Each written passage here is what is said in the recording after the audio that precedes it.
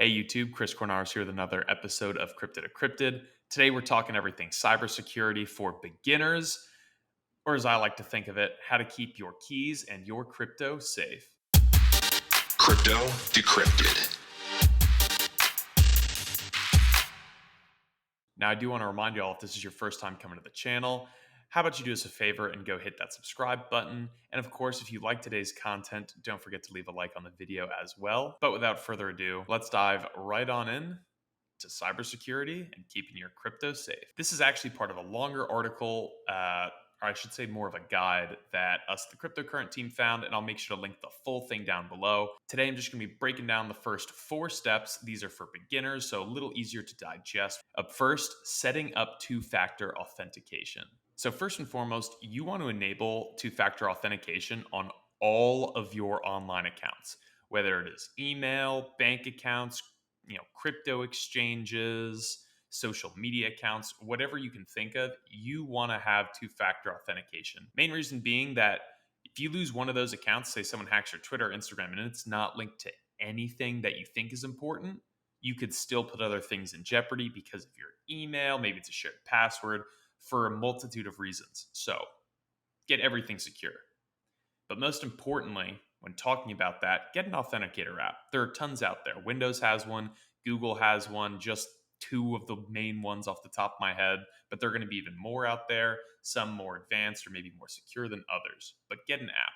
You don't want to just do it through your phone. The main reason being that it is very easy to hack your actual phone number. Not necessarily getting into your phone, but it's very easy to get your number.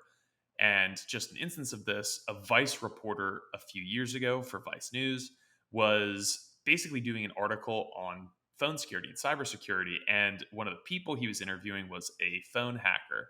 And the hacker actually texted that Vice reporter off of the reporter's own phone just to prove how easy it was to do.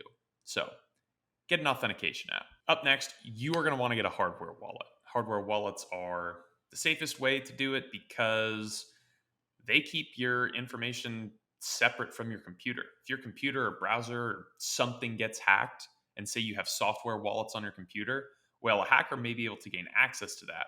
Hardware wallet makes it a little trickier because you can plug it in, move your coins onto that wallet, and then unplug it, right?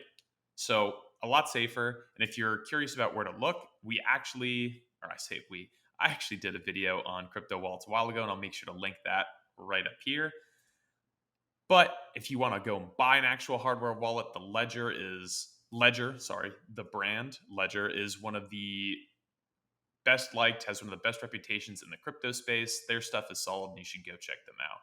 Step 3, mnemonic phrases. Now, mnemonic phrases are a little different from, thinking about PEMDAS. What they actually are is just a way for you to recover any crypto accounts, wallets, whatever, that you set up at one point in time, but maybe you lost the password. The mnemonic phrase is actually the fallback for that. Typically, they're 12 to 24 words, and it could be whatever. It could be cat, dog, snake, etc. Right? It's just kind of a random collection of words, but it's unique to your wallet, and that is the only way to actually recover your wallet if you lose the password.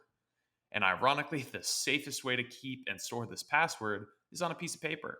Literally, just write it down if you don't want to risk memorizing it and forgetting, and keep it somewhere safe in your home. Because the second you give it to someone else, you put it anywhere else, that reduces the security of this. And then finally, avoid phishing. This is the biggest common sense piece, but the easiest way to avoid phishing and scams of that nature is to not click on any links that people may send you in your email, even if it's from someone you know, because their accounts could be compromised, they could be hacked, it could be a cloned email. Maybe it's not actually them, it's just something that looks similar and it's from someone else.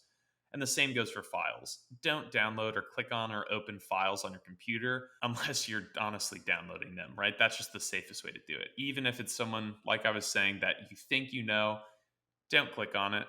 Just kind of delete it, right? That's going to wrap things up for us today, guys.